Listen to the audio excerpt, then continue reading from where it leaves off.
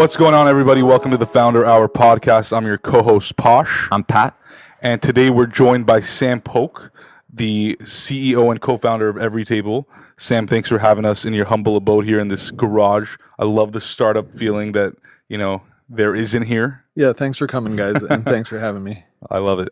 Well, we'll kick it off with learning a little bit about your backstory. I want people to know about what you were like as a kid and, what you enjoyed. So talk to us. We call it the early days. People make fun of us at this point because we talk a lot about the early days.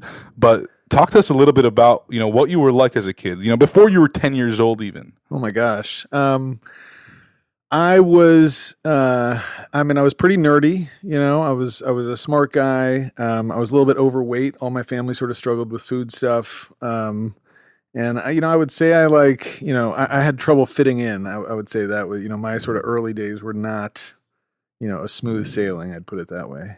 Why is that?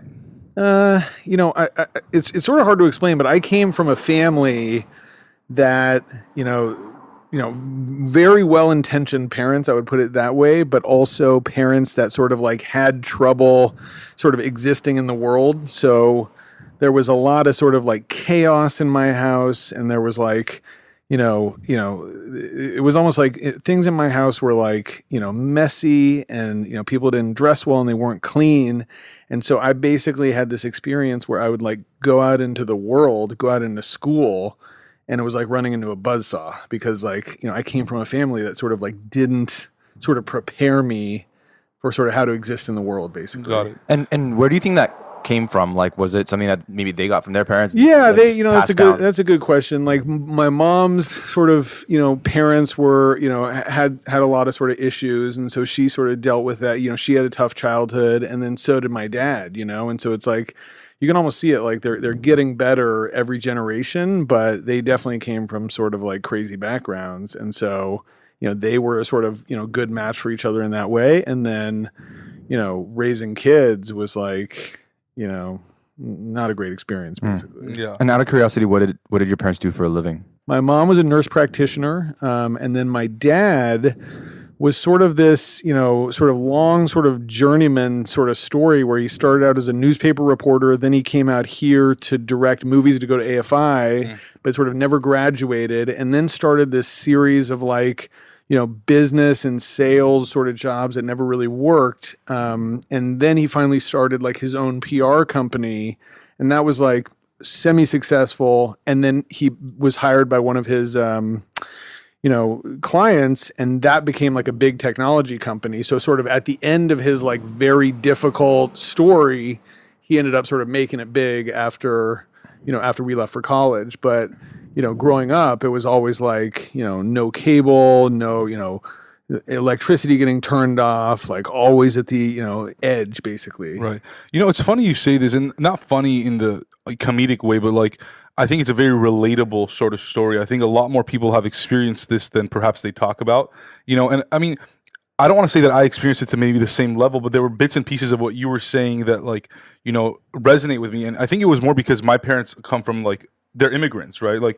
They came here and they're trying to figure their life out, not trying to make things all pretty and neat. It's just all over the place because that's the only thing they can do. That's what they know. They're not going to be oh, well, now that we know this, let's make this pretty. You got to dress to the nines. It wasn't that way. Right. We were, conservative, I guess, is a good word. Don't use the TV too much. Don't use the lights. Turn off the lights when you're not in that room, type of situation, which are not bad things, right? But then you kind of grow up with this different mindset, and then when you go to another friend's house and they're not doing that, you're like, wait, what's happening here?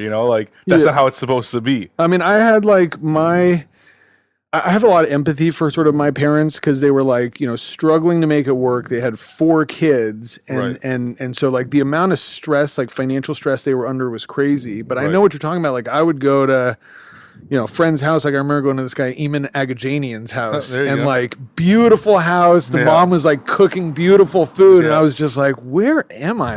How come my house doesn't look like this? Right. So and it's it's not a good thing to compare, but as a kid, that's the only thing what to do, right? You're oh, I don't have this, and they're probably thinking, well, I don't have what Sam has, even though you're like not envying, your You life. know what? People envied us because we didn't have curfews, we didn't have Right. stuff like that. And I do think that at the end of the day, like all of that stuff from my childhood definitely helped me as a founder because I was basically sort of like on my own Right. without sort of like strong parental guidance from, before I can remember, basically. That's a great transition because, I feel like as a founder, you just have no clue what you're doing most of the time.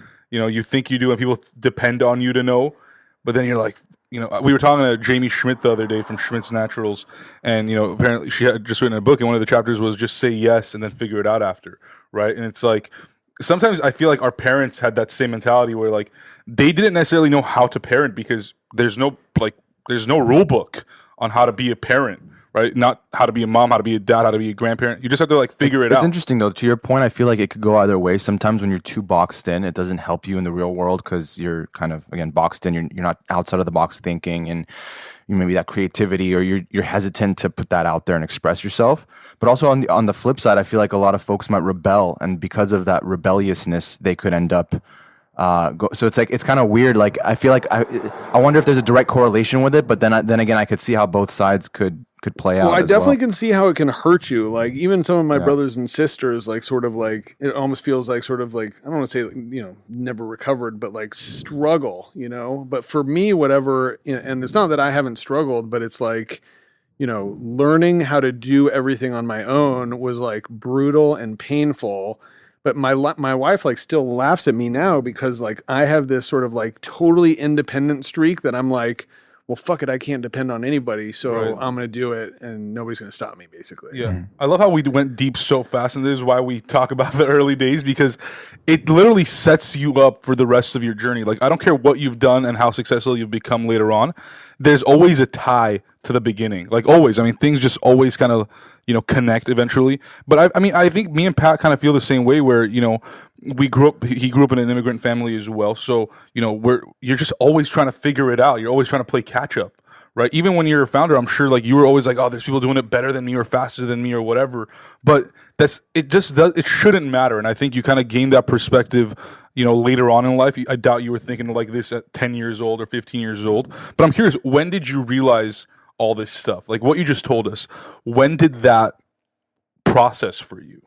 This is a good question. Like I remember once, I was probably like 14 and I was like driving in the car with my dad and I don't even know what he said, but he said something. And like, for whatever reason, I was like,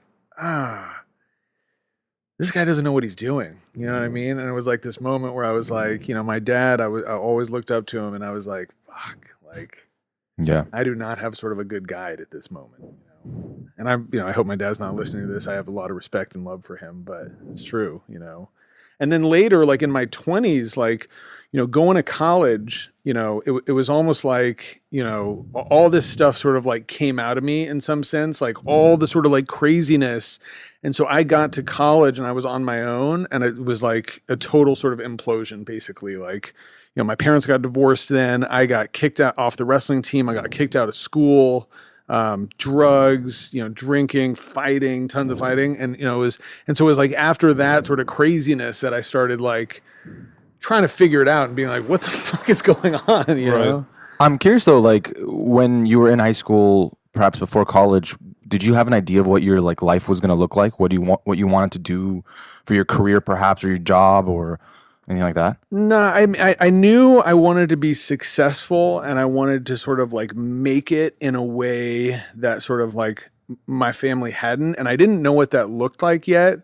And I remember when I saw it, like, so I was like, I got into Columbia and it was like, it was a surprise to everybody because my grades weren't that good. My test scores were good, but I sort of like worked so hard with the application and getting in. This is straight out of high school? Straight out of high school. Yeah. I was Columbia early decision. And that was a tie too. Like my dad had taken me on a business trip to New York and I like walked onto Columbia's campus and I was like, I want to go here. And that's, that was sort of like changed the course of my life. And then I remember I was dating this girl. So I came from sort of like lower middle class background, always scraping by, and Columbia was all full of these rich kids. And I started dating this girl from Harvard Westlake, and she took me to her like family friend's house or brownstone, and it was like you could just see like what the life looked like Right. of like the people who had made it and who had money and were in that sort of, he was like a senior partner at Simpson Thacher, $2 million a year or something like that. And it was like that was a moment where I was like, I want that. I want that, and I've now made it. I realized that getting into Columbia gave me access to that in a way that my family never had. Did you want? I mean, like I know you said you just want that, but like, did you want it because of the material and what you saw, or you wanted it more so because of the comfort, perhaps, or just the fact that you didn't have it?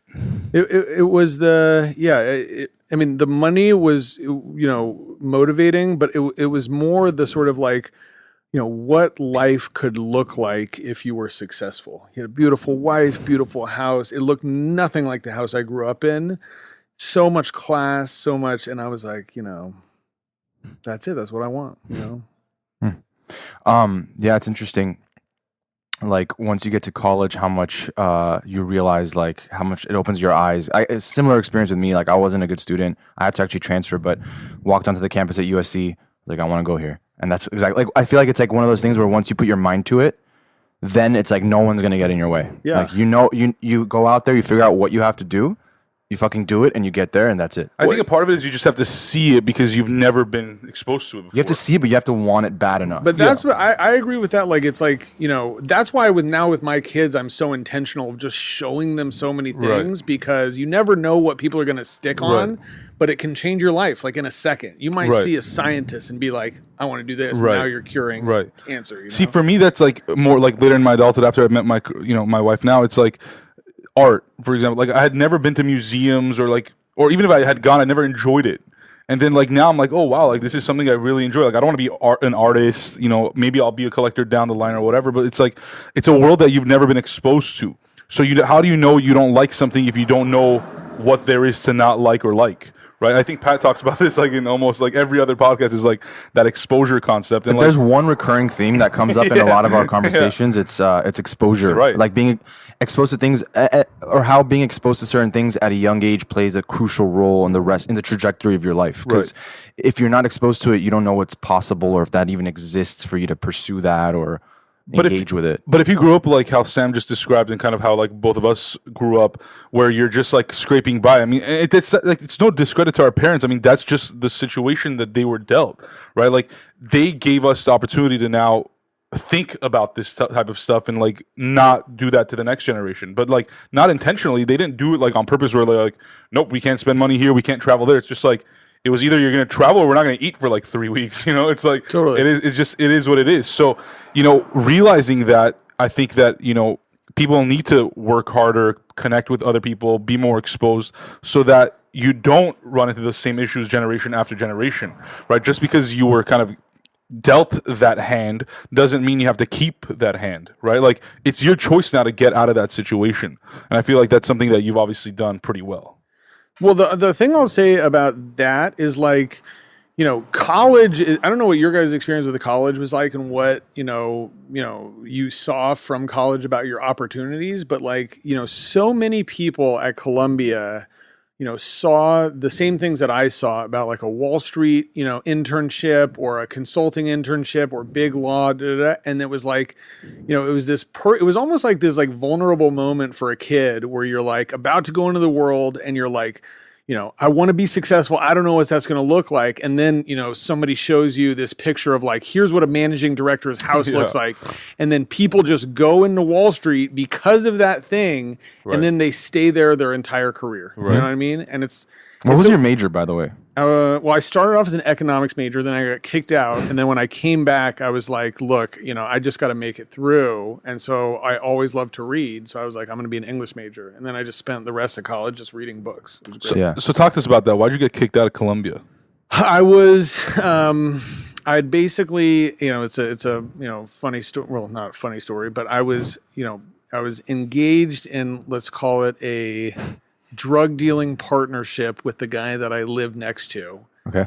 And then him and I sort of got in an argument and I ended up sort of burglarizing his apartment and then Columbia found out about it. And so they were like, look, you can either confess to this or or we're going to take it to the police. So I was like, okay. And so then I confess, and then and so I mean, then, to put it that way. I You're mean, like that the was- worst burglar. I'll just yeah. it's funny too. Yeah, that's true. It's like, and then they basically, kicked me out for it was a semester and it could have been longer, but they let me back in basically. And it is, that's one of the things I do think about when I think about sort of like, the neighborhoods that we work in is like how much of my life is attributed to the fact that like I was part of this institution that protected kids from making big mistakes. You know what I mean? Like they kicked me out, but they also, it was in their interest for me to graduate. And Right. I did. See, for me, college, I didn't burglarize anything or deal drugs or even do drugs. I was like a kind of a goody two shoes for sure. But I realized that like I was questioning everything in like education. I think Pat had the same experience. I think we still do. And I was just like, why do I need to learn this? Like, I'm not going to use like, 99% of this stuff. Like, and so how can I go out and learn on my own? So for me, like because I was like an Armenian transfer student, I commuted to school. Like I always say I was shafted on like 3 different things. Like no one knew what Armenians were really. Commuters, like you're spending 2 hours driving to school and you're a transfer. So you didn't really start off your school year, like your, education in college from a freshman year into dorms and whatnot. And so for me, I was just spending time just networking with people there, just talking to them and talking about their experiences. I didn't even know what investment banking was, frankly. Like, and then by senior year, everybody's, interviewing for an investment banking job. So for me, I was just trying to spend time, like Pat says, like getting exposed to different people, to different cultures. I went to Armenian school for 11 years. I had never met a black person or an Indian person or anything for that matter. Like I was so limited, like, just like my culture, which I love, don't get me wrong, but that's all I knew. I was really safe and, comfortable being like an Armenian kid in LA. Like that was it. But then when you start hearing and are exposed to different people and their ways of life and their hardships, and now you start thinking like, wow, look at all the problems there are to solve, right? Which means there's a lot of opportunity. Why do I have to pigeonhole myself into one thing? And so that obviously creates a little bit of confusion in your head as a young kid of like, what am I going to do? I like a lot of things. I want to be exposed to a lot of things. What's my path, right? Like, and it's confusing for sure. Well, and it's also like, I think as a kid, and this is especially true now, but I didn't understand like how much different opportunities there was to do sort of whatever. So it was like, people would be like, follow your passion. And I'd be like, well, is my passion like accounting or being a doctor? Like those don't seem like being a lawyer, like, and so that's why like, trading was like, I saw a trading floor and basically these guys were just like, basically that's what they do is they play basically a video game for their entire life. And that's sort of what it is. And I was like, this looks fucking awesome. Were you like into like talking about passions? Were you into video games or? I wasn't a video game guy, but I was an I was like I wrestled at Columbia for a while, and I was very, very competitive, and so that was the thing about Wall Street where it was like it was like a competition of the mind, basically. So you ended up trading? Yeah, I went to after I got an internship at CSFB, Credit Suisse, and then went to after college got a full-time job at Bank of America and traded bonds and credit derivatives. And then I moved to trade distressed, which is like companies in and around bankruptcy, and then went to a hedge fund and was basically the senior, distressed trader of, one of the top 20 hedge funds. How long did you do that? The total career was like 8 years. Wow. And did you enjoy it? I loved it. Really? I mean, it is like, in terms of, the actual job itself, there's nothing sort of more fun as far as I'm concerned. It's like, your job is to like learn about companies and industries, which I think is pretty interesting. And then also figure out what securities they have, figure out the prices of those, and then put on these huge bets, and like, And it's not your money. I mean, it's that's true. I'm not worried about it, but it is like you live and die by that because, Wall Street is all about your bonus. And so your bonus is, depends on how you do that year. Yeah.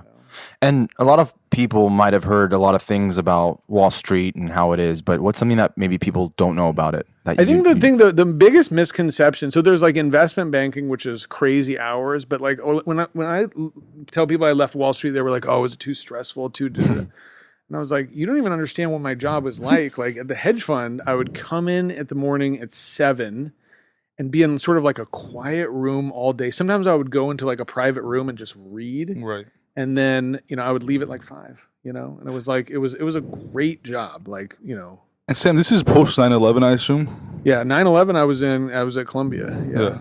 So you spent almost 12 years in New York? Yeah, that's right. 13 years. How was that experience like overall?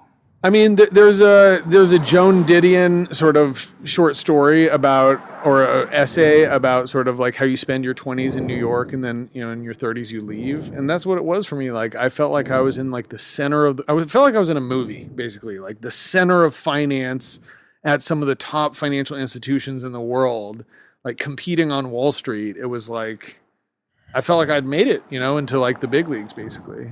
And did you think you're going to spend your entire career like on Wall Street at some point? I sure did. Yeah. I mean, there was like, it was sort of like what I'd said is like, I made it, leveraged Columbia to get into Wall Street, and then made it, close to the heights of Wall Street with this, career path in front of me that, a lot of people would envy, basically. And I'm assuming like a lot of people, maybe your peers in those positions, weren't leaving at that point because they were like, well, nobody what am I going to do? Yeah. No. And, I mean, Wall Street had like a thing where like people left in the first 2 years where they were like, oh, this isn't for me. But then the people that then stayed, like all of my friends are still doing the same exact thing, and making, a lot of money, Yeah.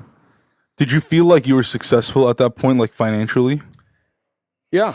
Like, I mean, I was, the thing about Wall Street is, wherever you are, there's somebody richer than you, like literally sitting right next to you. Right. So you always have that feeling. But, I went very quickly from, my, first year was like $55,000 a year and a $40,000 bonus to like, $1 million, and then multi-million-dollar bonuses. Wow. Hmm.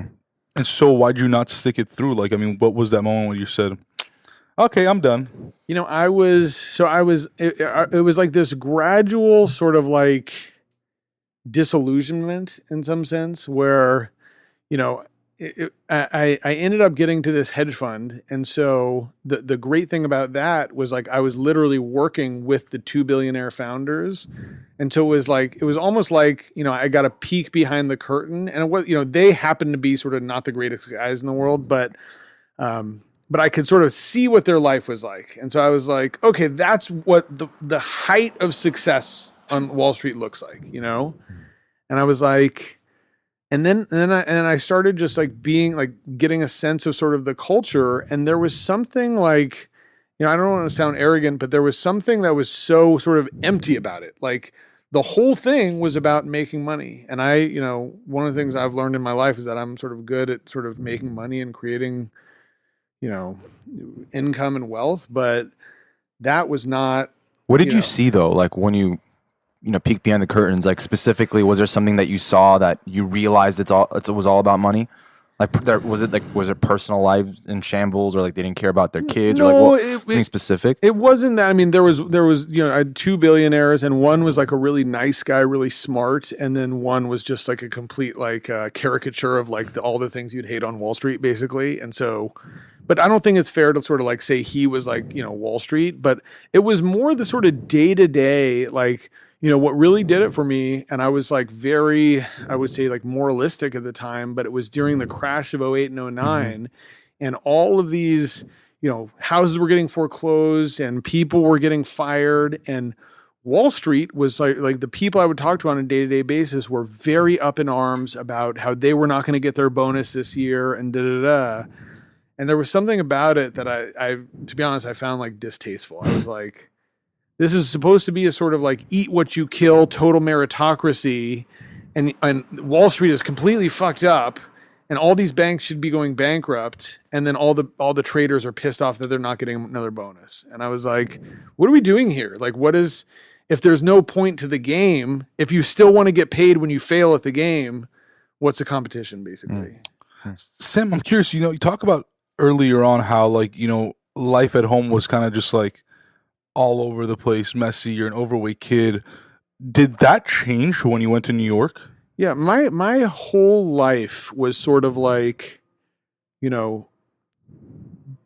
creating a sort of life and a sort of way of living in the world sort of from scratch. So it was like, And that's what I try to do with my kids is the opposite of that is like teach them how to behave in the world so they don't have to do what I had to do. But like I had to figure out how to dress properly and how to groom and how to like, be polite and da, da, da. And so, when I was on Wall Street, it was like I had then sort of created that life and I had like a beautiful apartment. I dressed well. I did, I was in good shape. I was, so it was like, it was a big achievement for me. So I'm assuming, did you leave Wall Street after the crash? Yeah, I left. So crash was 08 and 09, and then I stayed and got my bonus at the end of 09, and so left in January 2010. Okay. And what did you leave to do? I just left it behind. Like I was like, look, I don't want to do this, and I was, pissed off at my bosses because I didn't think my bonus was big enough, but I was also, I just sort of I knew that I wanted something different, but I had no idea what it was. And so I left and then I, moved back to Los Angeles. I was dating a woman who then became my wife, and she was a resident, or she was graduating medical school, so got her residency out in LA. And so we moved back to LA, and then I had basically spent like a year doing like volunteer work and doing nothing basically. So you were that pissed off at Wall Street that you're just like, I'm just gonna leave without any plan. To be honest, there was in retrospect, it was, it's almost like in retrospect it all makes sense, and I'm actually glad it all happened. But there was definitely some self-sabotage sort of elements to it, where it's like I left a lot of money on the table that I could have negotiated for more or whatever. But I was just and sometimes I think that I needed that anger to get out of it, because golden handcuffs on Wall Street is really true. And for years afterwards, because I ended up writing this op-ed that got published on the front page of the Sunday Review of the New York Times about leaving Wall Street, and that went totally viral. And so for years, I would get emails from all these Wall Street guys that would be like, I'm really thinking of leaving. I'm pretty unhappy. Can you talk to me about doing it? And then, and in the beginning, I would be like, yeah, I'll definitely talk to you. Da, da, da. And what I found over time, and this may sound, but it's they just never left. They just didn't leave, basically. I mean, it's because you're talking about multi-million-dollar bonuses. I mean, that's not easy to leave. Like you said, you've made it. Why would you let go of just a consistent $1 million just income where you can literally do anything you want, go buy art, go sail the seas, whatever you could do everything at that point. I mean, you don't need to be a billionaire in America to live the, wealthy life, if you want to call that. So I don't blame those guys or girls. It's a lot of them probably came from a similar background, or perhaps not, and they're just like, why would we leave this? I mean, I could imagine myself in that position. You're like, I think I could do more with my life. I could probably help a lot more people and make a bigger impact, but $2 million, I don't know that's a lot of impact you could make eventually as a philanthropist. I mean, it's true. And it's there's a small number of seats, and once you get those seats, you don't want to let it go. So did you feel like you were retired for a few years when you came back to LA? I did, and I had I sort of, I was like I've got enough money in the bank that I don't, if I just, spend $100,000 a year, it'll take me 20 years, whatever, I'm not worried about running out of money. And I basically thought I would never sort of think about making money again. And in fact, it was almost like I went to the complete opposite. It's funny, I wrote a book and now it's, 6 years since I published that book. And it's sort of horrifying in some sense, because that book sort of captured exactly where I was at the time. And now I'm sort of 6 years older and I've mellowed in a lot of ways. Do you know what I mean? But I was so anti-Wall Street, and so pissed off. Right. And so I ended up, doing volunteer work and ended up starting a nonprofit. Were you married at the time? We got married, we were together, and then we got married 2 years after we moved. And around how old were you when you left? 30. 30? Yeah. So you're 30 years old, you feel like you've sort of retired already. What did you think the rest of your life was going to look like?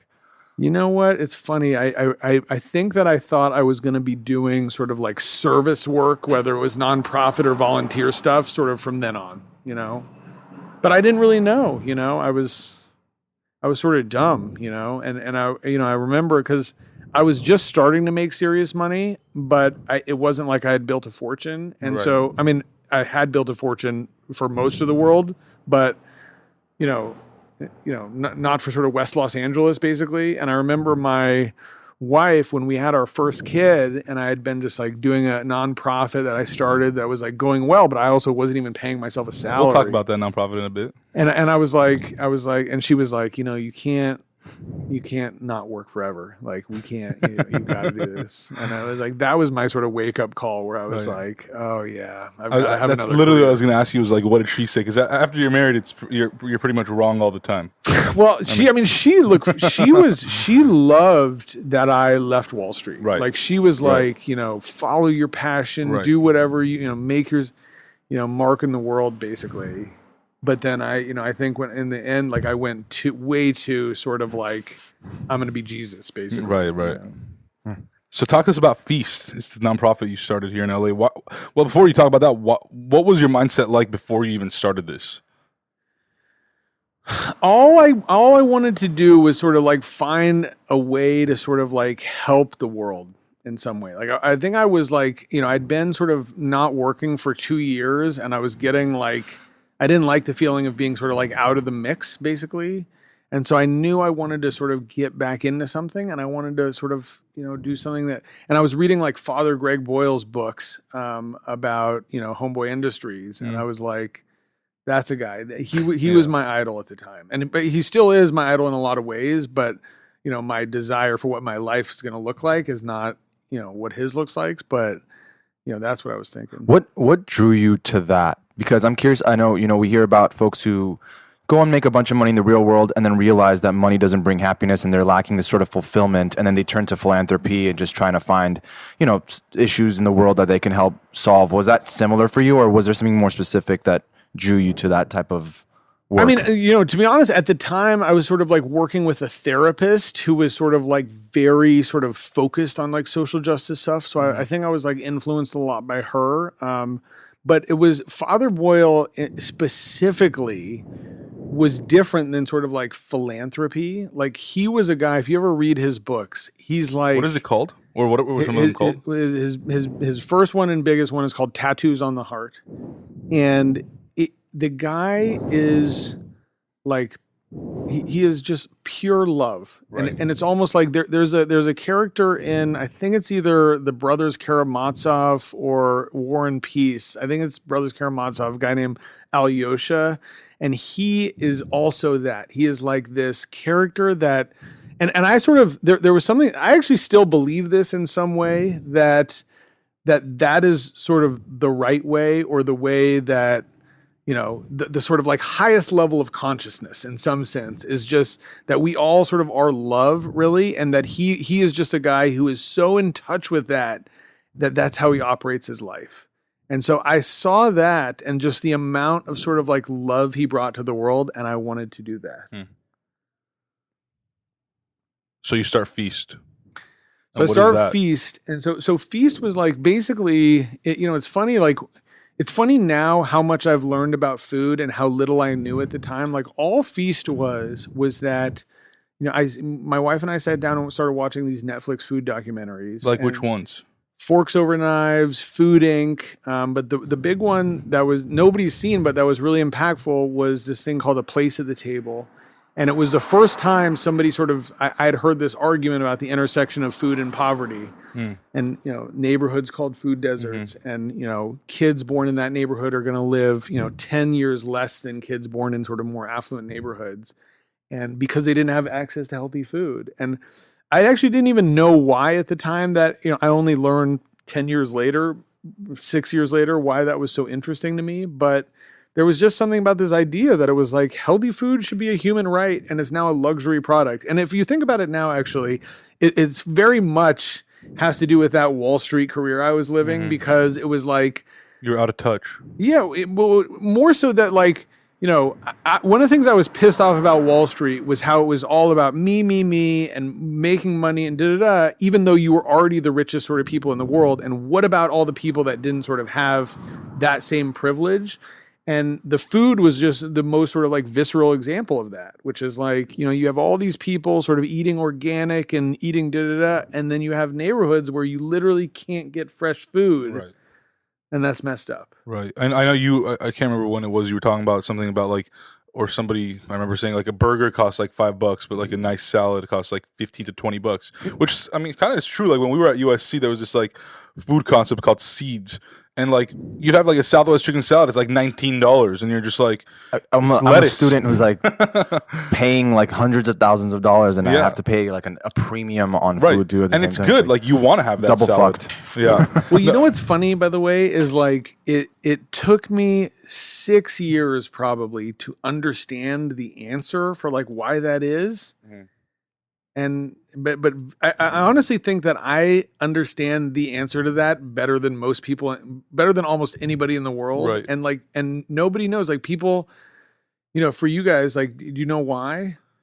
Why there are food deserts and why food and poverty are Why related? a salad costs $15 and a burger costs $6? I mean, my assumption would be that, you know, with a salad, everything's pretty much like has to be freshly grown. It's organic. It's from like farm to table type thing.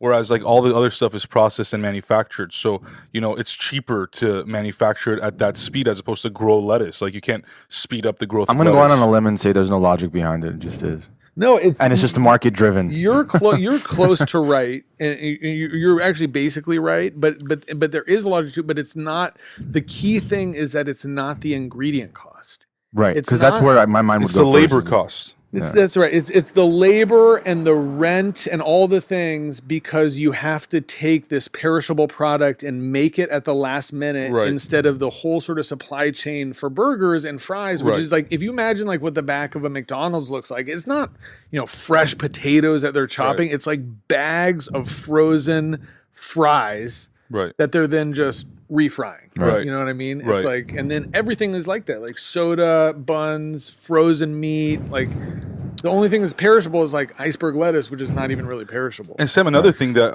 we had read about probably a little over a year ago, and I mean, I'm sure we'll talk about this later on too, is that in these lower income communities and, you know, where you see a lot more poverty, you see a lot more McDonald's and like Church's chicken and all these things that's honestly like sometimes I haven't even heard of or seen, is that they don't have access to credit. Right. And a lot of these new food concepts or even like new tech companies, they all run on credit card. Like it's on the assumption that you have a credit card to use their services, whereas those folks can't even afford, you know, to pay for their house, nonetheless have credit to buy anything. So if you're a company that wants to operate and be profitable, because that's the whole goal is to be profitable, frankly, why would you go to those areas? You can't service those people. Yeah, I mean, I think that makes sense, and there's so many things sort of around that. For example, like, you know, folks in underserved areas are so tight on money that they can't afford the thing that happens in a lot of affluent kitchens, which is that you buy a bunch of vegetables and then you don't use it and you throw it out. Right. So they'll buy, you know, a lot of processed food that they know sort of won't go Right. bad. But the thing about your point is that I think it's less about the credit and it's more about the things that we were talking about, the structure of perishable food, meaning that you cannot, in order to be a viable business in an underserved neighborhood, you've got to be able to sell a meal for $6 or $7 at the most. And with the way that sort of standard restaurants are structured, if you're going to serve a salad, you can't do that. And it's not because the ingredients cost too much. It's because the labor and the real estate cost too much. So before we go into Everytable, which is kind of the solution to this problem that you had identified, what was Feast and what did you do there? So Feast was basically like my sort of first attempt at sort of helping to solve this problem. And so what we did was we basically said, okay, let's identify the things that people need in order to sort of like have access and sort of adopt a healthier eating lifestyle in the midst of a difficult environment. And so we structured this program that included, you know, free fresh fruits and vegetables, nutrition education, cooking skills. But, you know, one of the things that I am proud about with Feast is that, you know, I'd done so much reading about sort of philanthropy and about things like Native American healing circles, and that I knew that the last thing these neighborhoods needed was some sort of white guy or white expert coming in and being like, here is how you should eat, basically. Yeah. And so what we did is we structured it as basically, first of all, service in some sense that we're just providing this, but also we structured it as basically like community groups so that 10 moms would meet at a time and sort of be led, the meetings would be led by a person from that community sort of helping people sort of figure it out together without some outside expert coming in and sort of teaching it. And so what happened is that we created these groups so that there was a lot of time for each person in the group to share. And that was the sort of magic, and it continues to be, which is that what you have when you have, 10 people, and especially people that are, so sort of under stress and duress in their life. But this actually happens with everybody, is when you start talking about your relationship with food, you're also talking about your relationship with family and shame and embarrassment and control and addiction. And so, we would start running these groups, and pretty soon somebody would start sharing and they would cry, and then somebody else would cry, and then the whole group would be crying basically. And you had this sort of ability to create this network of support amongst people that, continues to be incredibly powerful. So, that's what we started learning with Feast. And I was running these groups in South LA, per capita income, $13,000 a year. And, getting to know sort of the people in these neighborhoods. And that was sort of what led to Everytable basically, is because, I started, getting these answers that, it wasn't that folks just wanted burgers and fries, like they wanted sort of fresh, healthy food. Because, everybody wants that, what I mean? It's like, I'm curious though, with Feast, did you go the nonprofit route because you felt that this issue of accessibility to healthier, food lifestyle, was you were only able to do that through a nonprofit model and not a traditional business model? if you remember sort of where I was about being sort of like moralistic and anti-Wall Street, I thought the only way you could do good in the world was by starting a nonprofit.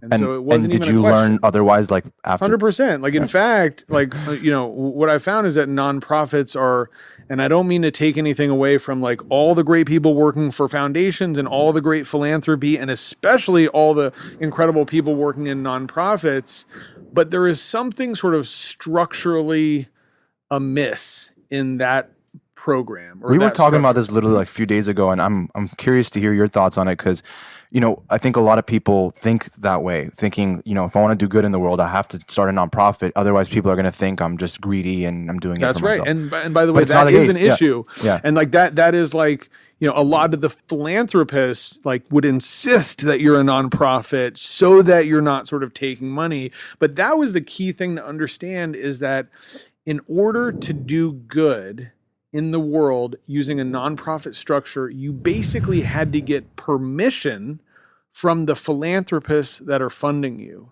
And that was the thing that was broken about it, was, first of all, you were always operating at the behest of these wealthy philanthropists that, if you can imagine my sort of resentment, I had left Wall Street to get away from these folks. And now my whole job at at Feast was to make them happy. Right. And one thing I knew is that, what happens when you create a lot of wealth, and especially on Wall Street, is you become, first of all, very out of touch of what's sort of like really happening, and very certain of how smart you are. Mm-hmm. And I saw it so many times. And so you would have these philanthropists who basically didn't have any understanding of what was sort of going on the street.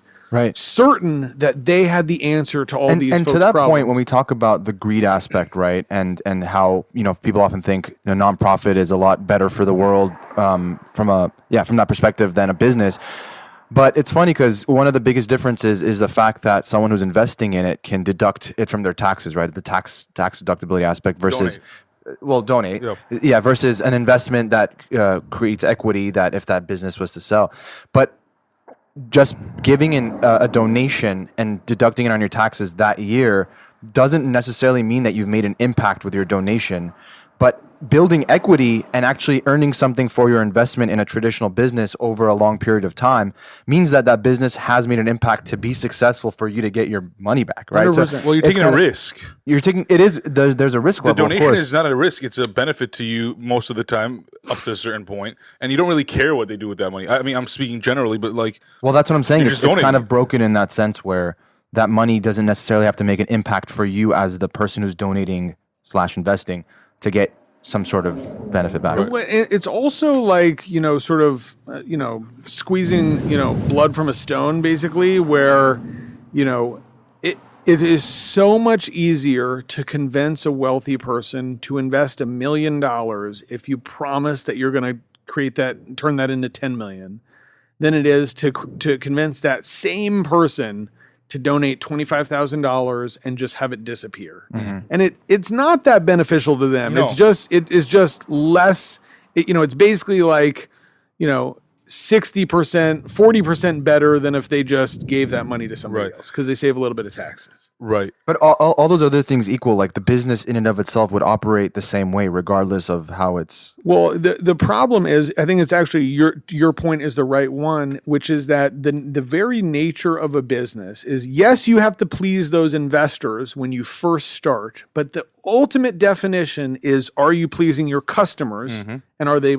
Whereas a nonprofit is never like that. You're always pleasing the donors, and by reporting how much you're helping the customers, but really at the end of the day, who's important for a nonprofit is the donor, which is the big problem with all of it. Yeah, it's a broken. It is not a model. It is certainly not a model that is structured to change the social structure. Right. I'm curious though, by what you know, like like based on what you know, how would you, if you were to fix the model, would you even try to fix it, or do you think that it's so look, sometimes I feel like I throw stones without having like a good answer. So and I think that's a good question. And what I do want to say is, like, there is a lot of, first of all, there's amazing nonprofits, right?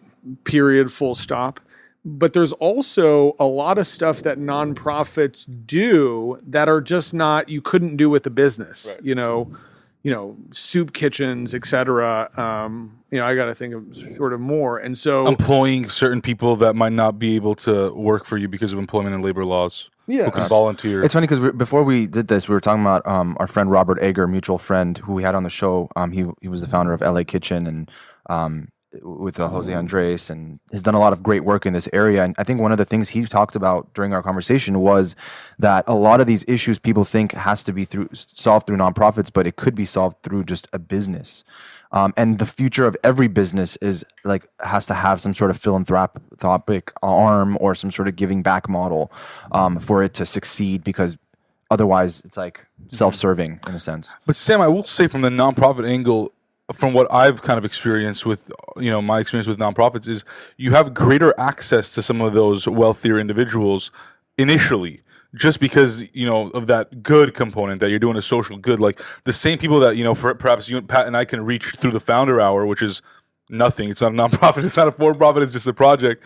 We can't reach those same people if we were reaching out to them for a business purpose, right? If I wanted to service them for something, or, I needed something from them, and I said, hey, are you willing to give $500 for this? They're going to be like, they're not going to even answer me. If I said, hey, I want to talk to you about your story, it's a no-brainer, right? Same person, like you said.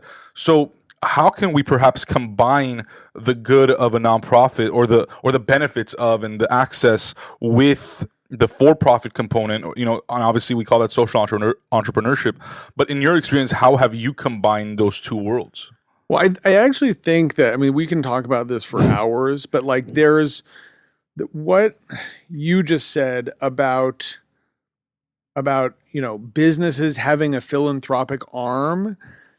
That's not what Everytable is. And I think that there's a lot of that is a little bit bullshit. And I mean, like, Tom's, I know you guys had, Blake Mycoskie on, and, what a great thing he's done in the world. But there was something that, if you wonder why that 5 years ago, everybody was doing hey, we're going to do a buy one, give one. One for one. Yeah. Right. And now you see it's not gone anywhere. Right. Yeah. And the reason for that is because it economically did not make sense. Right. In a capitalist market, the whole idea that you can give away something, the whole premise was basically that the brand lift that you got on that would earn you more in goodwill and customer loyalty than the cost of giving that thing away, which was never going to work, because if that really grew and grew and grew, then the brand halo and benefit would just decrease over time, right?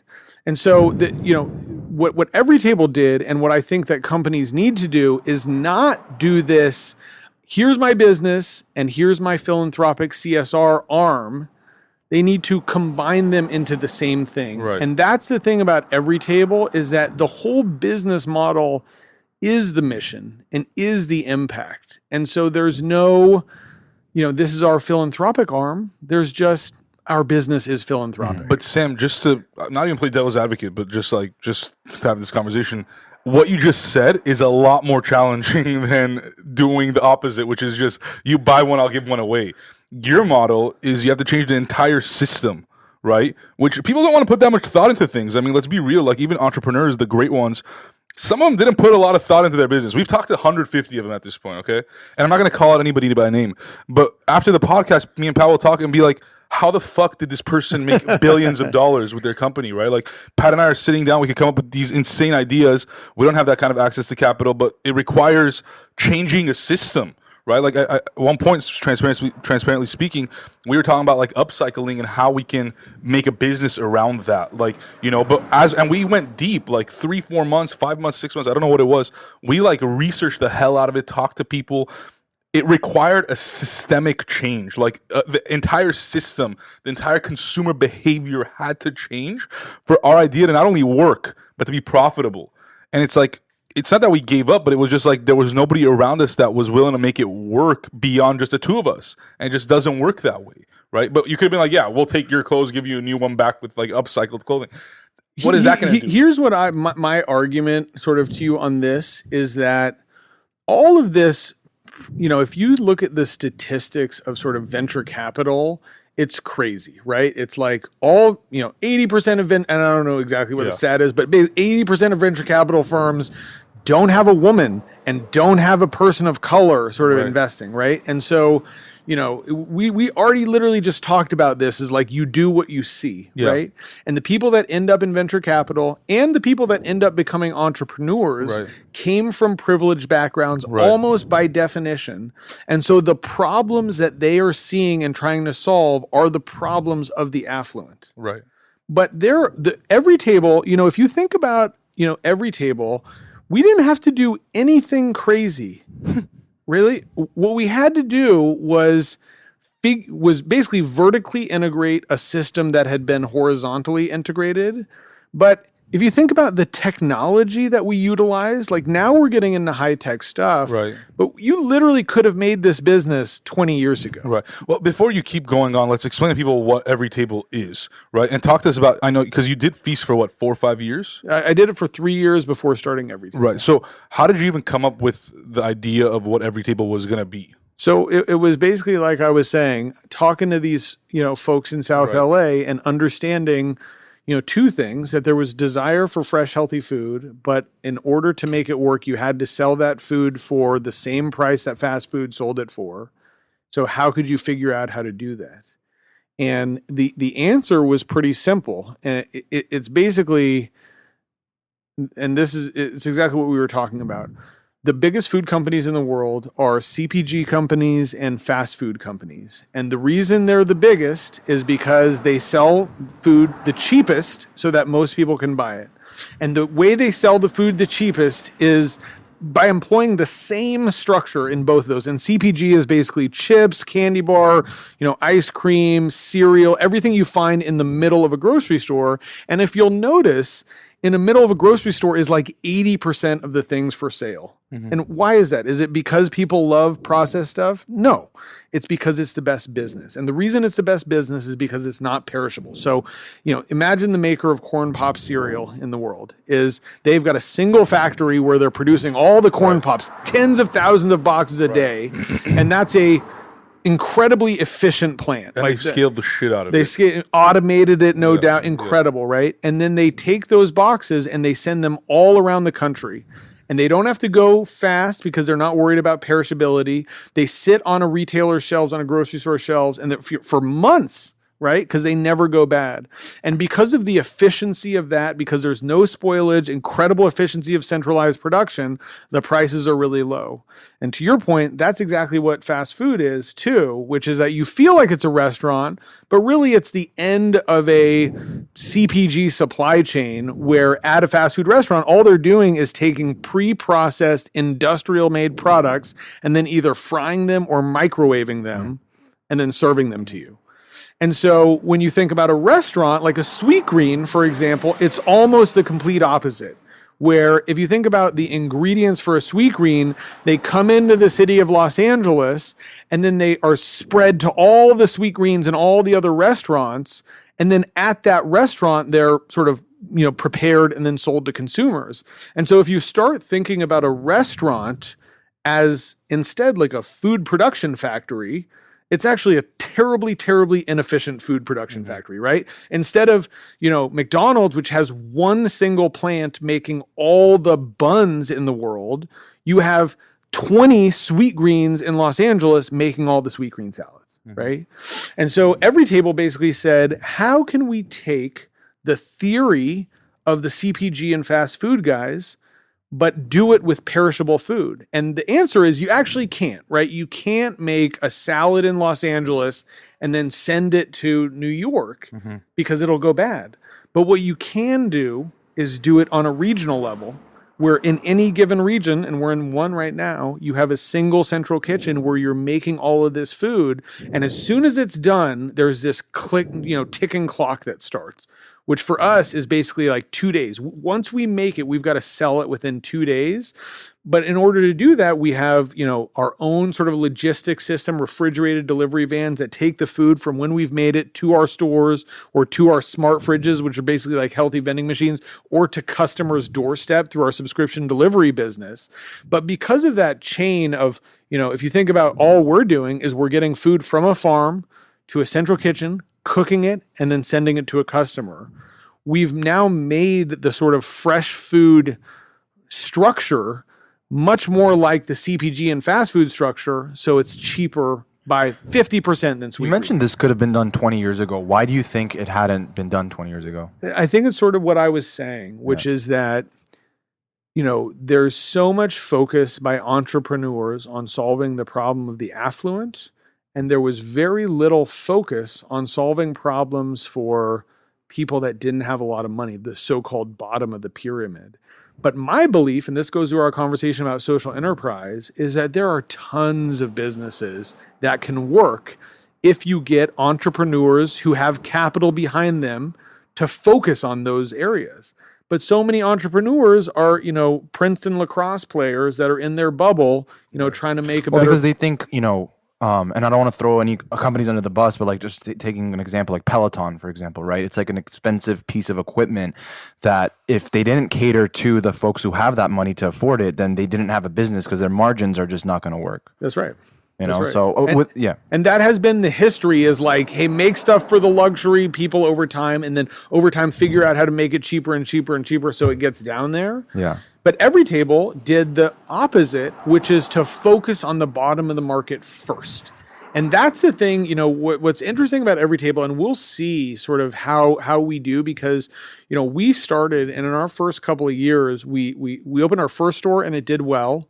And then we opened 4 more stores and they all tanked, basically. And then we spent just years sort of like grinding and like, being on the edge of not getting enough money but just working to see if we could build this model that would sell healthy food in underserved neighborhoods for lower than fast food prices profitably. And it took us years to get it, and we got it. And now we're selling food for $6, making 20-25% profit margins at the store level, which is, as far as I'm concerned, sort of the holy grail in all of food. And do you know how many competitors we have? Zero. And like not even anybody idea sort of start. They just, we're sort of off the radar, basically. But why is that? I mean, now that people they're going to hear your story right now, right? Tens of thousands, hundreds of thousands of people are going to hear your story. Can they go do the same thing? They sure could. I mean, the reason that it's difficult and the reason that like people hadn't done it before is you have to do a lot of things right to make it work. So if you think about like a restaurant, like everybody knows how to start a restaurant. You build the kitchen, you take a menu, and you have cooks there, and then you sell the food. It's great.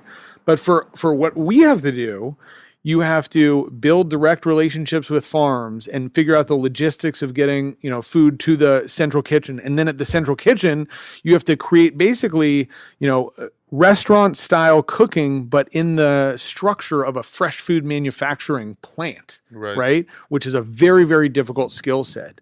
And then you've got to do the logistics of last mile delivery from that.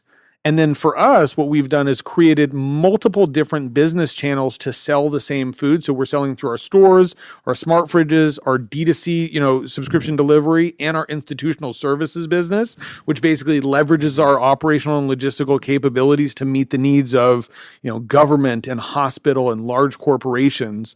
But all of that, you had to do a lot, basically. Right. How did you know how to do this? I mean, you're a guy that was like, Wall Street, you're not a hospitality guy. You're not a operations guy. Like, you're not any of these guys that require whatever this business requires. Like, was it just making sure you had the right team around you, or you were just No, I mean, I would say I failed for the first 2 years learning how to run a company and learning everything there was to know about food. And it's funny. It's thank God for those Wall Street investors that I knew who sort of gave us enough money to sort of start, a seed round and give us enough time to sort of work on this hard problem.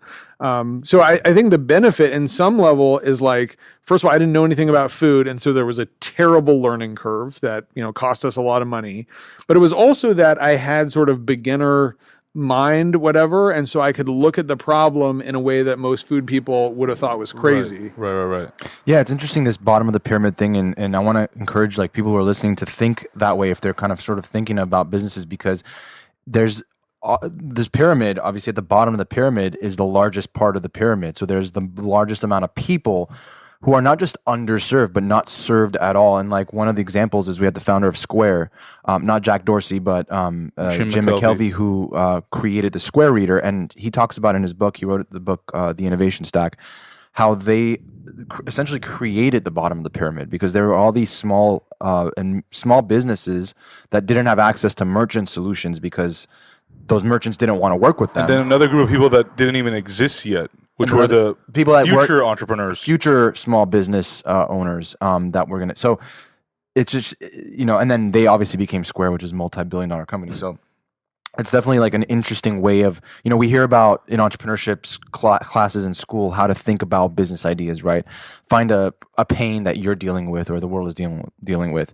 But we don't learn that there's a whole group of people in every industry that are not even in that industry because that solution doesn't exist for them to get in there. 100%. So. And I what I would encourage for the sort of systemic change around that is, the people that invest in venture capital firms invest in the, fund managers of color who have had a heck of a time sort of breaking into venture capital, but see the problems that maybe your kid from Wharton, who grew up in Greenwich is not sort of seeing, and invest in those fund managers who can then invest in those talented entrepreneurs who are solving problems for their community that are just not even on the radar of the people in Santa Monica. Mm-hmm. I'm curious a little bit about the farming aspect of all this stuff. I remember when we were going back and forth with your team about scheduling even this podcast, some folks were out in D.C., right? Is the D.C. office more concerned about lobbying efforts? I mean, I'm curious about the whole farming and then how, working with lobby groups perhaps. I don't think there was, I think, we had a lawyer is in D.C., but that's not, we don't have a D.C. office. But the farming stuff is really interesting. I mean, and I could take you sort of down a rabbit hole of it, but I'm starting to understand, basically what Everytable is doing is it's not a innovative restaurant company. It is literally a food system, the most efficient food system you can build that takes food right from the farm and makes fresh perishable food and then gets it to customers at the lowest possible price. And so if you think about why the food system is the way it is, it's all sort of what we were saying is our food system has been created based on what is the best business. And the best business is 100% shelf-stable processed food. And now the entire world is getting sick because of that system. And so what Everytable's doing is creating the next system, which is how do you create the most efficient system, but with fresh, perishable food? And what that's going to look like in Los Angeles is, 400 restaurants, 10,000 smart fridges, 50,000 subscription delivery customers, 250 institutional services customers, and that'll be like a $300 million business in Los Angeles. Alone.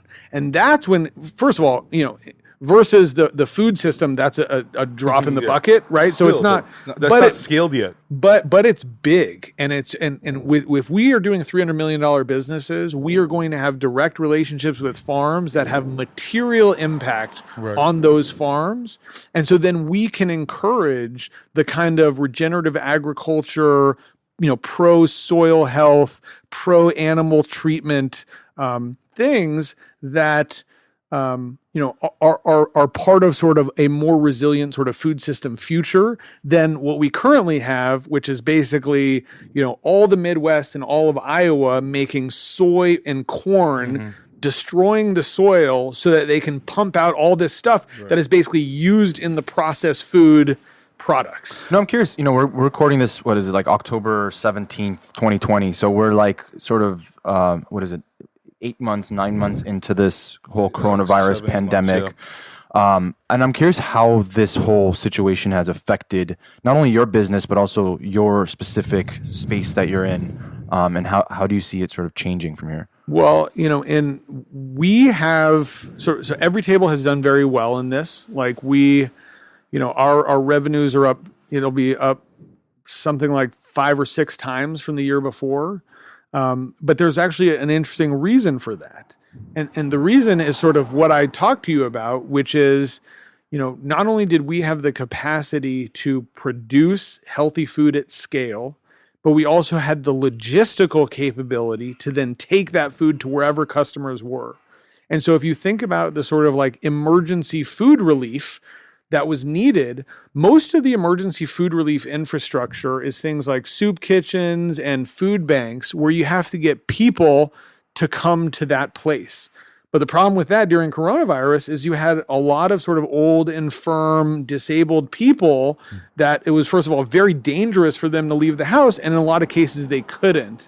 And so Everytable was able to sort of secure these massive contracts because of our logistical capabilities to take the food to the homes of low-income seniors and to do food service for, all the hotels that were getting, filled with people off of the streets to keep them safe. And Everytable had the ability to not only make meals for, at the beginning, we were charging $4.50 a meal, like mind-blowing, and not making any profit off of it, but doing our sort of service and doing our part to sort of meet the need. And then we've been able to sort of like grow that business over time so that it's profitable. Yeah.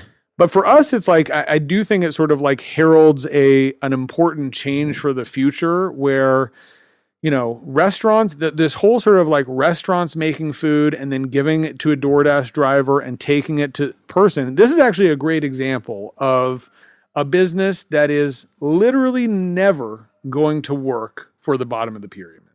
Like there is just no way that you can have food delivered to an individual person and not have it cost $20. I was literally talking about this with my girlfriend last night. She was saying like, she's just like, she works in Century City. She's like, I want to order a salad.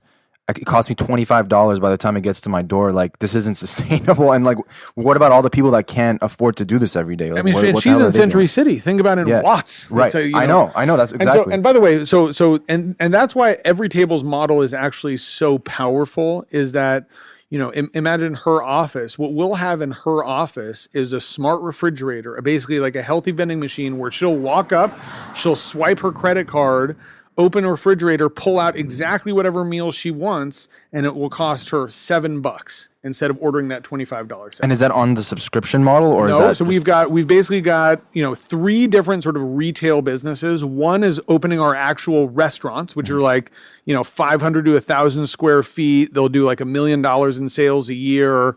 It's basically like grab and go, like Pret a Manger. I don't know if you've been there in New York, but it's like you walk in, there's, beautiful refrigerators full of delicious, fresh prepared meals, and you grab whatever you want. If it's a hot meal, we'll heat it up for you, and then you take it and go. And a lot of people go there as a restaurant, but they'll also treat it like a store and go and buy, 5 to 10 meals at a time and take it home. And then we have this smart refrigerator business where we basically go to anywhere there's people. So offices, gyms, apartment buildings, hospitals, police stations, jury rooms, Amazon fulfillment centers, bus stations. And we basically put this, a healthy vending machine so that when people want to eat, they just swipe and grab. And because we have this cold chain logistics, and because we don't have to, take an individual meal to a single person, but because we're doing, dropping 30 meals in one of those smart fridges, the economics for us are so much better, and that we can pass those savings on to our customers, so you can get this incredibly delicious, fresh, healthy meal for $7 without leaving your office in Century City, whereas your other alternative was ordering DoorDash and paying $25, or walking to the Sweet Green and paying $17 for your salad. Right. And how do you go about figuring, or like, and by the way, I have a ton of respect for Sweet Green, so I want to start saying that I talk about them, but the reason that I talk about them is because they have done what nobody else in the world has done, which is created like a national brand around fresh, healthy, perishable food. Yep. And so, they get criticized for being too expensive, but there's no way that they could do it cheaper, basically. I was going to ask, how do you go about figuring out what meals you offer? Well, we have huge R&D team, but the answer to your question is really to flesh out more of the Everytable model, we also, that we haven't talked about, is we have this variable pricing structure, so that when we open a store in Brentwood, super affluent neighborhood, we'll charge $7-8 for a meal, which is incredibly low. Right. But when we open a store in Compton, we'll charge $5 or $6 for that same exact meal. And the reason we do that, it's not charity, because every store has to be profitable, but it is saying, look, there's real differences in what people can afford and what the competitive set is. So $7-8 is incredibly cheap for your Century City person, but in Compton, that's still hard to afford for a lot of people. Similar to like the gas station model, perhaps, a little bit? Well, I don't know, do the gas station, but yeah, you're right, exactly. It's, gas it's different every city, yeah. Yeah, 100%. Yeah. And so we're just sort of like owning that in some sense. But the reason I wanted to explain that is when we think about our food, we have this challenge of how do you make food that is beloved in Compton and in Brentwood. Right. And basically how we answered that is we said, we think that we're going to focus on the Compton customer. And so what that meant is basically like creating meals that are authentic and oftentimes in partnership with folks from those neighborhoods. So for example, our best-selling dish of all time is the Trap Kitchen Chicken Curry. And Trap Kitchen... I had that last night. Did you? At the Resi drive-through event. I love it. Yeah. So Trap Kitchen are these two chefs from Compton that started their own soul food delivery business out of their grandmother's kitchen that got to be so crazy popular that they got 300,000 Instagram followers and shut down by the government, because you can't do that, basically. But the food is incredible. And so we just went to them and partnered with them, and they made a healthy version of, and it was already healthy, basically, of their chicken curry.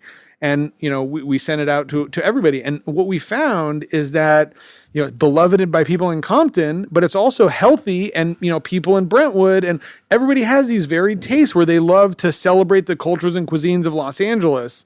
So the thing that we did not do is say, hey, we're going to make, something that would sell at, what is it? What are the nice, like Erewhon, like a wheatgrass and lemon vinaigrette salad, and now we're going to sell that in Compton. Right. We just went the opposite way. I can imagine there's like this crazy like logistical aspect to this, because like you have these different cities and perhaps different meals that cater to the people in those different cities, and you have to figure that out from the bottom up in terms of like your ingredients and everything. So and I think I read somewhere that I don't know if you've already implemented this or you're thinking about it, but like franchising, is that what you guys are thinking? We have. It's one of the things that I'm most excited about in the world, and the reason is it's sort of like the capstone. And it actually goes to your question about like, how do you create a socially sort of a social business where the mission is the impact and is the business. And so franchising is a great way for restaurant businesses to expand because you basically take capital from the franchisee and the risk to sort of building the store on them. The problem with franchising from our perspective is that, like so many other businesses, whether it's Wall Street or tech, is that it's geared towards people who have access to capital or who have accumulated capital over time, which means that historically marginalized groups like Black people who are suffering from the racial wealth gap because of historic redlining and all sort of structural racism have not been able to accumulate those capital. And so what we've done is we've gone, and this is like, I've talked shit about philanthropists, but now I actually love them. We've gone to some of the biggest foundations in the country, the Kellogg Foundation, the Annenberg Foundation, California Wellness Foundation, Dignity Health Foundation, and soon many, many more. And we've said, look, Step up, Bill Gates. yeah, exactly. And said, look, we have what we think is the opportunity of a lifetime for you, which is we know you care about spreading healthy food access around the country. And we also know that you care about closing the racial wealth gap and empowering entrepreneurs of color. So why don't you loan us money, which we can then find talented entrepreneurs of color from historically marginalized communities. And, you know, there's a ton of talent, and train them. And then once they're ready for it, loan them the money to start their own franchises. And so for us, it's like, you know, it's a great source of capital to get sort of foundation capital. It's great for the foundations because, you know, in many cases, they're using a financing structure called a program related investment, which means that they invest the money into us, but it's still tax deductible for them. They get the money back, and then they can either reloan it out to us or anybody else, or then donate that money. And so it almost like leverages their sort of philanthropic giving, and then is going to create, you know, hundreds of stores in Los Angeles and tens of thousands of stores across the country that are owned by entrepreneurs who ordinarily who are so talented but wouldn't have access to that kind of capital. And are there any examples of this in other sort of areas that the only sort of close example, and one of our board members is a guy named Kareem Webb from Fourth Movement, who's deeply involved in this. But the only example is what's happening in cannabis, which basically in cannabis, you know, if you think about what happened, there's all these people of color in jail for the last 30 years. And now all of a sudden they're legalizing it. And all of a sudden you had this big rush by white entrepreneurs who had access to capital into this space. Right. And so, you know, fortunately, incredibly innovative politicians, especially in Los Angeles, like Marquise Harris Dawson, the city councilman, said, no.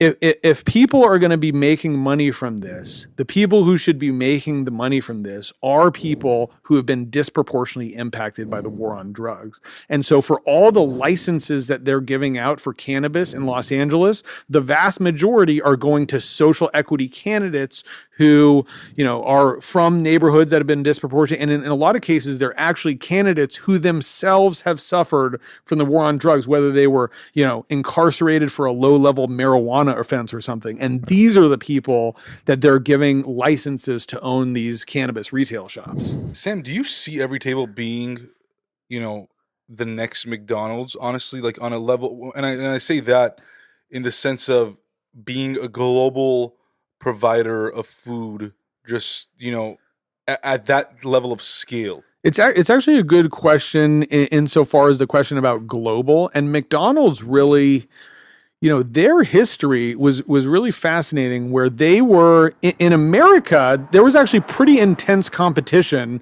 amongst fast food that McDonald's basically won because it was, you know, the dominant and best operator.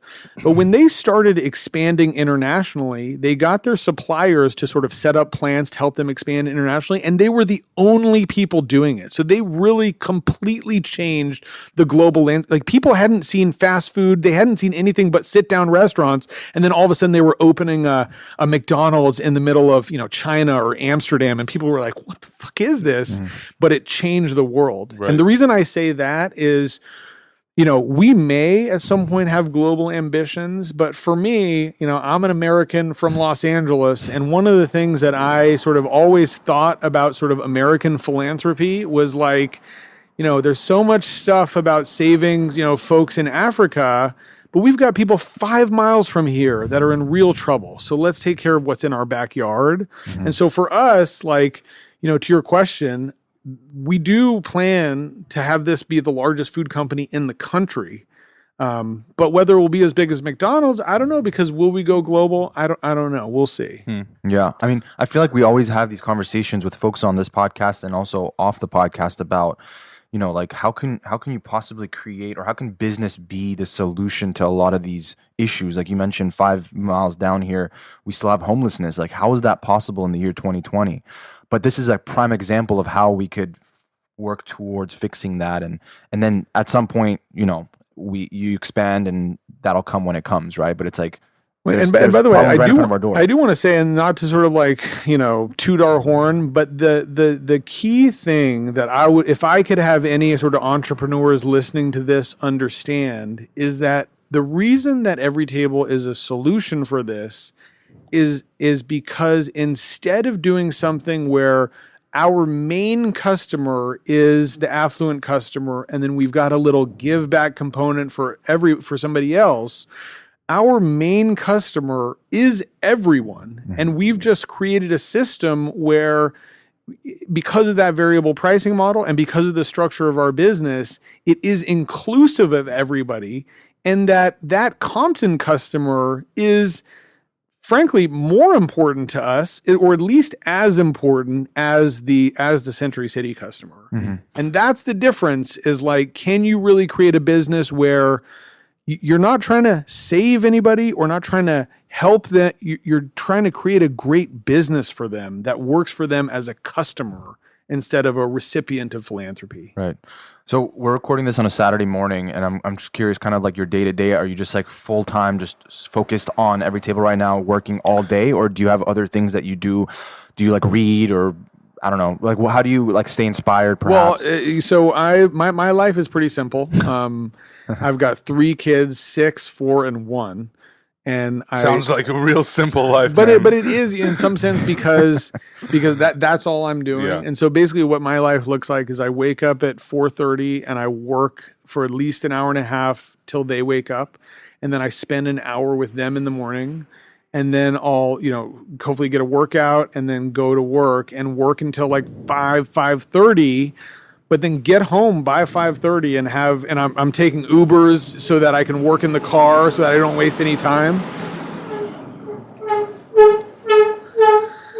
I'm working in Ubers so I don't waste any time. That was a loud one. So I'm working in Uber so I don't waste any time. But then I get home and I spend 2.5 hours with my kids every night. And then after that, I'm so tired, but I'll read. And like I've been reading a ton these days, and it really is like it is a secret sort of recipe. Like the amount, you guys are probably readers, but the amount that you can learn from that. And by the way, I have stages in my life where I do Netflix because I'm just so exhausted. Now my kids are sleeping, so I don't have to do that. But I cycle in and out of reading. I love reading, but sometimes you get so, I don't know, sometimes you just like realize like, oh my God, like I need to like take a break for a second. 100%. And that's when my mind is too dead, then I won't do it. But I'm learning so much, and now basically everything I read is about Everytable or about something that will impact my business. And then I go to bed at like 8:30 or 9, and then I do it all over. This is weird because I've had this feeling a few times in my life, but like, do you like ever have the feeling that you don't want to stop working because you just have this momentum and you don't want all to the just time. kind of stop it? Like here, my work job is way easier and more fun than my family job, which I love sort of too. But yeah, I mean, that's the thing about, being an entrepreneur in general, also being in sort of this, one of the great things of being in the sort of like, higher levels of the meritocracy or privilege, whatever you want to get, is that you get to have these jobs that are so entertaining and so fun that it isn't like work, basically. Right. And do you think that you'll be doing Everytable for the rest of your life? I mean, I hope so. Like we have a plan to build the largest food company in the country and have Everytable in every single community in the entire country. And that's a 20-year plan for sure. So I want to see that last sort of flag planted and be like, we did it.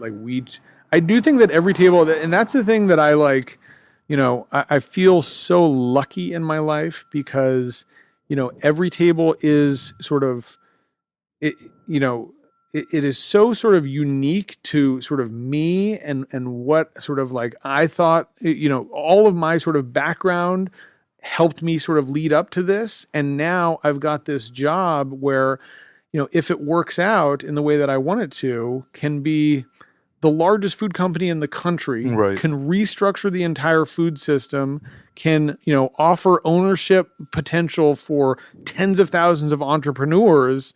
And, for me, it's like, it's a life's work. Right. That's for sure. I know, oftentimes when entrepreneurs start businesses, they reach a level where perhaps they're managing more people than they've ever managed. And there's just so many things happening in the business where you've never seen it. You're just learning along the way.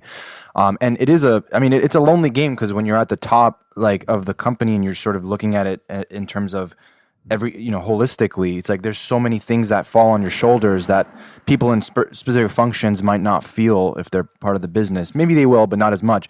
So I'm curious, like, do you have like mentors or people that you sort of rely on or like talk to anytime you need something, or like so many. And it's one of the things that I've been sort of fortunate. I don't know how I got that sort of ability but like, for example, my mentor on Wall Street, a guy named Michael Meyer, is actually one of the larger investors in Everytable and, is really like a father to me. And I see him, multiple times a year. And I call him for advice on sort of management specifically. And I've got board members now, Dar Vaseji, the CEO of Yoshinoya, who I call, oftentimes on a weekly basis. There's a young entrepreneur named Dhruv Singh, who started a food business in New York called Savory. He basically, it's not the biggest success story, but it kind of is because he started the same kind of business as Munchery, Sprig, Maple, all these guys. Mm-hmm. And his was the only one to survive because he sort of like figured out how to pivot sort of at the right moment. But he's one of the smartest guys I know. I talk to him all the time. And I'm always like, my job is, to your point, just learning. And so I'm reading books and finding experts in things and just peppering them with questions sort of all the time. Yeah. I have so many more questions, but I know that if we sit down and talk, it'll be like a 15-hour podcast because, we've talked again to almost soon it'll be 200 people, I'm sure, within a couple months. But with Everytable, you're not just building a brand. I think the brand, and this is a compliment, I mean, don't take it as an insult, but it's almost secondary to the actual system that you're creating, right? Like, if this works out, there can be other restaurants and other brands who are simply just creating brands off of this system, right? Like, it's almost like Salesforce, but, you're building a business on top of that. So to me, it's like you took something that in a system way is kind of unsexy, the system itself, but because it involves food, it's sexy. And I think, a lot of entrepreneurs have told us, like, we really want to focus on the unsexy problems because a lot of people don't want to focus on that, and that creates opportunity. But I think, to entrepreneurs that are listening or people that might one day be entrepreneurs, it's like, it's not all about the brand and what it looks like to other people. It's like what's inside that brand, right? Like, it's what's inside that counts. It's really cliche, but if you could create a strong system, a strong backbone for whatever it is you're doing, not only will you grow, but it'll inspire others to kind of copy you. But if your mission is to do good and it's not just to make money, you shouldn't give a shit about the competition that comes your way. Like, you're saying right now there's 0 competitors. Down the line, there probably will be competition, but it's going to only help your mission even further. So, I just think that that's just phenomenal. I mean, again, we could sit here and talk for hours, but, thank you for your time and your advice and, just your commitment to what you're doing. And that just provides such great levels of inspiration and motivation for all of us to go out there and think more and to challenge ourselves, because if it's easy, it's probably already kind of happened, right? Like, if you really want to go out and challenge yourself and educate yourself, a lot of people are always struggling with, I stopped learning. Well, go figure out something that's going to really scare the shit out of you. And, you'll probably learn more and you'll probably end up doing something cool. Yeah, well, thanks, guys. It was great talking to you. Appreciate it. I really appreciate it. Thanks.